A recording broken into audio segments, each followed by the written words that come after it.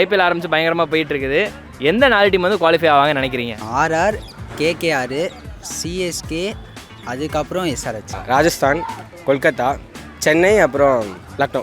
RR, அப்புறம் கொல்கட்டா, அப்புறம் சிஎஸ்கேவும் SRH qualify ஆக சான்சஸ் இருக்குது. நான் ஆர்சிபி வரணும் தான் நினச்சின்னு இருந்தேன். சிஎஸ்கே தோக்கணும், ஆர்சிபிக்கு சான்ஸ் இருக்குது. ஒன் இந்தியா ஹவுஸ் நேயர்கள் அனைவருக்கும் மறுநோட வணக்கம். வழக்கமாக வந்து கிட்டத்தட்ட ரொம்ப நாள் ஆச்சு இந்த ஐபிஎல் ஆரம்பிச்சு.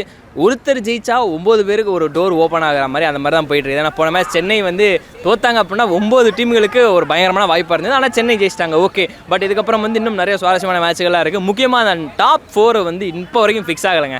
ஒரு 2 டீம் வந்து ஆல்மோஸ்ட் ஒரு குவாலிஃபைனே வச்சுக்கோங்களேன், கேகேஆர், ஆர்ஆர். பாக்கி இருக்கிற அந்த 2 பிளேஸ்க்கு வந்து எத்தனை பேர் போட்டிடுறாங்க, எத்தனை பேர் வந்து குவாலிஃபை ஆக போகிறாங்க அப்படின்றதான் கேள்வியாக கேட்க போகிறோம். மக்கள் அதுக்கு எப்படி பதில் சொல்ல போகிறாங்கன்றத பார்க்க தான் போகிறோம். வாங்க போகலாம். எந்த 4 டீம் வந்து குவாலிஃபை ஆவாங்கன்னு நினைக்கிறீங்க? RR 16 point, KKR 16 point. அவங்க 2 பேர் கன்ஃபார்ம் குவாலிஃபை ஆயிடுவாங்க. இன்றைக்கி சப்போஸ் எஸ்ஆர்ஹெச் ஜெயிச்சதுன்னா சிஎஸ்கேக்கு மேலே எஸ்ஆர்ஹெச் போயிடும். அப்படி பார்த்தா இன்னைக்கு எப்படியும் எஸ்ஆர்ஹெச் ஜெயிச்சதுன்னா அப்புறம் எஸ்ஆர்ஹெச் தான் மேலே இருக்கும். சிஎஸ்கே ஃபேன்னால சிஎஸ்கேன்னு சொல்லக்கூடாது. சிஎஸ்கே ஒன்று எல்லா மேட்சும் ஜெயிச்சா வேணால் ஒரு வாய்ப்பு இருக்குது. எல்எஸ்சியும் அதே ஈக்குவல் பாயிண்ட்டில் தான் இருக்காங்க. இன்றைக்கி சப்போஸ் டிசி ஜெயித்தாலும் நெட் ரன் ரேட்டு கொஞ்சம் கம்மியாக இருக்கும்னு நினைக்கிறேன். பட் ஆனால் சிஎஸ்கேக்கு ஈக்குவல் பாயிண்ட்டில் வந்துடுவாங்க அவங்களும். பார்ப்போம். எனக்கு தெரிஞ்சு RR, KKR confirm. Maybe CSK, SRH அந்த 2 டீம் தான். எல்எஸ்டி கொஞ்சம் ஃபார்ம் அவுட் மாதிரி ஆடுறாங்க. ராகுல் ஆடினானா இல்லை ராகுல் அவுட் ஆகிட்டானா அதுவும் பெருசாக தெரில. ஸ்டாயினிஸ் ஒரு மேட்ச்சில் அடித்தார், அப்புறம் பார்த்தா ஆடல. என்னென்னு தெரில ப்ரோ. மேக்ஸிமம் என்னோடய சாய்ஸ் வந்து என்னோடய பிக் வந்து RR confirm, KKR confirm, CSK, SRH. RR, CSK, அப்புறம் கேகேஆர், அப்புறம் அதுக்கப்புறம் கடைசி டீம் மட்டும் கொஞ்சம் கஷ்டம் ப்ரோ. யார் குவாலிஃபை ஆகான்னு தெரில. சரி, யாராக இருக்கலாம்? எல்எஸ்சியா, எஸ்ஆர்ஹெச்சா? எஸ்ஆர்ஹெச்சுக்கு வாய்ப்பு இருக்குது ப்ரோ. எல்எஸ்சி வேணாம். இல்லை ப்ரோ, எஸ்ஆர்ஹெச் அவர் சொன்ன மாதிரி செய்கிறாரு. பார்ப்போம். அதனால தான் எஸ்ஆர்ஹெச் வாய்ப்பு இருக்குதுன்னு நினைக்கிறேன். ஆர்ஆர், கேகேஆர் கிட்டத்தட்ட குவாலிஃபை ஆகிட்டாங்க. சிஎஸ்கேக்கு சான்ஸ் இருக்குது, நல்லா தான் ஆடிட்டு இருக்காங்க. எஸ்ஆர்எஸ் நல்ல டீம் உங்களுக்கே தெரியும், அதனால் எஸ்ஆர்எஸ் குவாலிஃபை ஆகிடும். நான் ஆர்சிபி வரணும் தான் நினச்சின்னு இருந்தேன். சிஎஸ்கே தோக்கணும், ஆர்சிபிக்கு சான்ஸ் இருக்குது. சிஎஸ்கே தோக்கணும், ஆர்சிபி ஜெயிக்கணும். Tata always Royal fan. RCB வரணும் ஆசை, பட் ஆனால் கஷ்டம் இந்த நிலமையில். சிஎஸ்கே நேற்று தோத்துருந்தா ஓரளவுக்கு அந்த 9 டீம் அந்த இதில் வந்திருக்கலாம். பட் இப்போதைக்கு பார்த்தா 4 டீம் இவங்க தான் கொஞ்சம் ஃபேவரட்ஸாக இருக்காங்க போகிறது வைஸ் பார்த்தா. Chennai confirm bro. Chennai GT. RCB வரணும்னு ஆசை, ஆனால் இப்போது லாலிபாப் தான் ப்ரோ உங்களுக்கு. சரி, அப்புறம் ஜிடி வரணும் ரொம்ப ஆசை ப்ரோ. எனக்கு சுப்மன் கில் ரொம்ப பிடிக்கும். அப்புறம் எம்ஐ 4 டீம். ஆனால் இப்போ அவங்கெல்லாம் ஒரு காலகட்டத்தில் போயிட்டாங்க. ஆல்மோஸ்ட் யார் வருவாங்கன்னு நினைக்கிறேன்? ஆர்ஆர் வருவாங்க ப்ரோ. ஓகே. கேகேஆர் வருவாங்க ப்ரோ. கண்டிப்பாக 2 பேர் டீமு கண்டிப்பாக பார்க்கலாம். சிஎஸ்கே அவங்க ட்ரை பண்ணாங்கன்னா ஓகே ப்ரோ, வந்துடுவாங்க. அப்புறம் பஞ்சாப் ட்ரை பண்ணலாம் ப்ரோ, அவங்க நல்லா ஆடுறாங்க. சிஎஸ்கேக்கு நல்லா டஃப் கொடுத்தாங்க. ஸோ அவங்க எஸ்ஆர்ஹெச்சும் நல்லா ஆடுவாங்க. எஸ்ஆர்ஹெச் மேலேயும் நம்பிக்கை வைக்கலாம் ப்ரோ. அவ்வளோதான். ராஜஸ்தான், கொல்கத்தா, சென்னை, அப்புறம் லக்னோ. எஸ்ஆர்ஹெச் வராதுன்னு நினைக்கிறீங்களா? இல்லைண்ணா, அவங்களுக்கு சேசிங் கொஞ்சம் ப்ராப்ளமாக இருக்குது. கொஞ்சம் அவங்கள டாஸ் வின் பண்ணி அந்த மாதிரி எதனா பண்ணாங்கன்னா மாட்டிப்பாங்க அவங்க. அதான் அவங்க வாய்ப்பு இல்லை. அவங்க க்ரூஷியலான கேம்ஸில் ஜெயிக்கிறதுக்கு அவ்வளோ சான்ஸ் பண்ண மாட்டாங்க. அது இல்லை, எஸ்ஆர்ஹெச் வந்துடும். எப்படி இருந்தால் வந்துடுவாங்க. ஹெட்டு வச்சுருக்காங்க, இது கமின்ஸ் அடிக்கிறாப்புல. மற்ற அவங்க 2 ஆர்ஆர் அடிச்சிருவாங்க. ஆர்ஆர் சாம்சங் நல்லா கேப்டன்சி பண்ணுறாப்புல, அதுங்காட்டிக்கு வந்துடலாம். கேகேஆர் பிரச்சனை இல்லை. ஆனால் என்ன சிஎஸ்கேக்கும் டிசிக்கும் கொஞ்சம் இது. ஆரஞ்ச் கேப், பர்பிள் கேப் யார் எடுப்பாங்கன்னு நினைக்கிறீங்க? இவங்ககிட்ட சப்போர்ட் வந்து கைக்வாடுக்கு தான் ப்ரோ. சிஎஸ்கேனால பர்பிள் கேப் கண்டிப்பாக பூம்ரா செம்ம ஃபார்மில் போடுறாரு அவர். மேட்ச் தானே இருக்குது, அதுக்கப்புறம் முடிஞ்சிருமே. ஆமாம், பட் ரொம்ப எக்கனாமிக்கலாக ப்ளஸ் விக்கெட்ஸும் நிறைய எடுக்கிறாரு. அவர் விக்கெட்ஸ் இப்போ ரொம்ப லீடிங்கில் இருக்குது. ஸோ அவர் தான் மோஸ்ட்லி பர்பிள் கப் வாங்குவார் நினைக்கிறேன். எனக்கு தெரிஞ்சு விராட் கோலி வந்துடுவார். குவாலிஃபை ஆகலைனாலும் மேபி விராட் கோலிக்கும் கெய்க்வாத்துக்கும் ரன்ஸ் ஒன்றும் பெருசாக டிஃப்ரென்ஸ் இல்லை. ஏதோ ஒரு 10-15 ரன்குள்ளே தான் இருக்குது. குவாலிஃபை ஆகிற பட்சத்தில் இது மேக்ஸிமம் கெய்க்வாத் வாய்ப்பு இருக்குது. அவர் தெரில, வேர்ல்டு கப் செலெக்ஷன் வேறு எடுக்கலாம். அந்த வெறியில் இது அடித்தாலும் அடிக்கலாம்.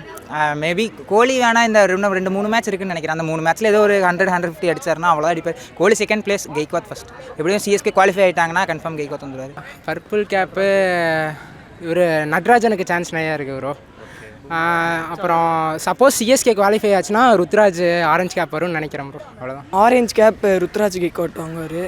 பர்பிள் கேப் இப்போதைக்கு யார் வாங்குவாங்கன்னு தெரில. எண்ட் ஆஃப் தி சீசனில் பார்ப்போம். ஆரஞ்ச் கேப் விராட் கோலி எடுப்பார். பர்பிள் கேப் வந்து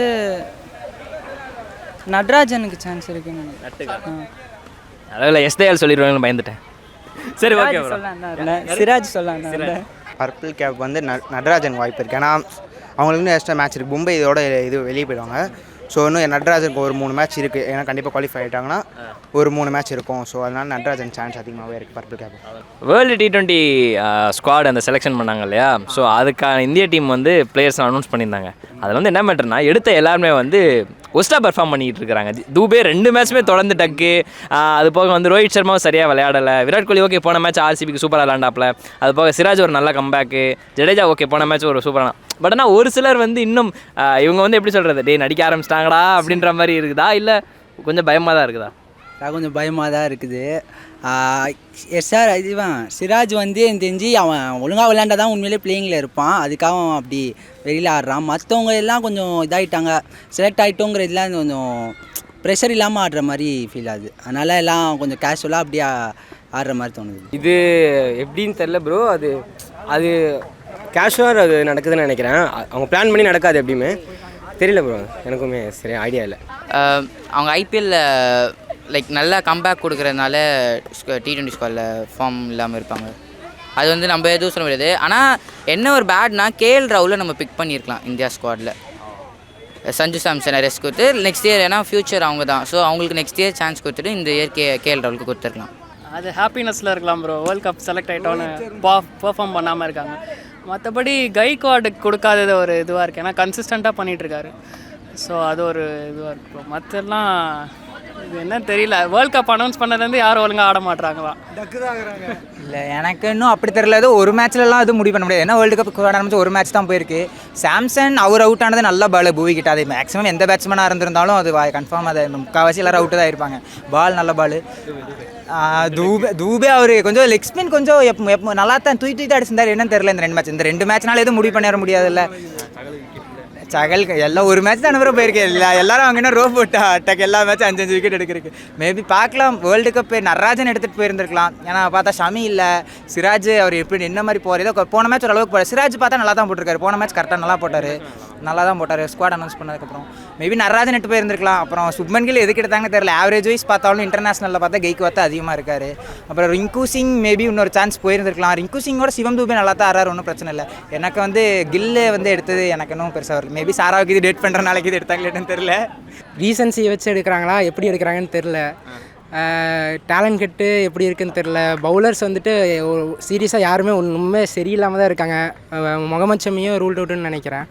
அப்போது பும்ரா ஒருத்தர் தான் இருக்கார். அவர் ஒழுங்காக தான் அவர் ஒருத்தர் வச்சு தான் 4 ஓவர் மீதி 16 ஓவரும் கண்டிப்பாக அடி வாங்குவேன் தான் நினைக்கிறேன். ஏதாச்சும் சிராஜுக்கு ஒரு 2 ஓவர் ஒரு 2 மேட்ச் சரியாக போடலாம். அப்போ கஷ்டம் ப்ரோ. இந்த டைம் பேட்ஸ்மேன் வேணால் ஏதோ ஒழுங்காக எடுத்திருக்காங்க. ரிங்கு சிங் ஆடிட்டு இருந்தான், அவனையும் எடுக்கல. அப்புறம் கெய்க்வாட்டும் எடுத்துருக்கலாம். அவர் தான் orange cap holder. But suppose IPL ஆடுறதுனால எல்லாருமே இந்தியன் டீமில் போய் பர்ஃபார்ம் பண்ண முடியாதோ அப்படிங்கிற பேசிஸில் கூட எடுத்திருக்காங்களோ என்னன்னு தெரில.